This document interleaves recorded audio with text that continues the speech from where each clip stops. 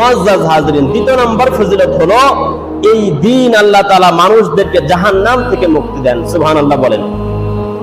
কিতাবের নাম মিশকাতুল মাসাবি, হাদিস নাম্বার 2594। কত? এই হাদিস বর্ণনা করেছেন হযরত আয়েশা সিদ্দিকা রাদিয়াল্লাহু তাআলা আনহা। কে বর্ণনা করেছেন?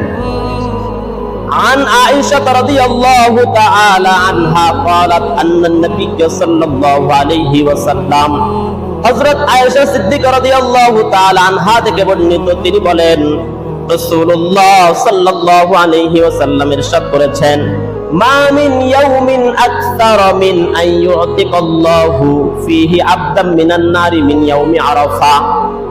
এমন কোন দিন নাই যেই দিন আরাফার দিনের চাইতে বেশি মানুষকে আল্লাহ তাআলা ক্ষমা করেন, জাহান্নাম থেকে মুক্তি দেন। অর্থাৎ এমন কোন দিন নাই, মানে কি আরাফার দিনেই সবচেয়ে বেশি মানুষকে আল্লাহ তাআলা জাহান্নাম থেকে মুক্তি দেন। সুবহানাল্লাহ। অন্যান্য দিন যে পরিমাণ মানুষকে আল্লাহ তাআলা জাহান্নাম থেকে মুক্তি দেন, এর চাইতে সবচেয়ে বেশি মুক্তি কবে দেন? আরাফার দিবসে, 9 জিলহজে।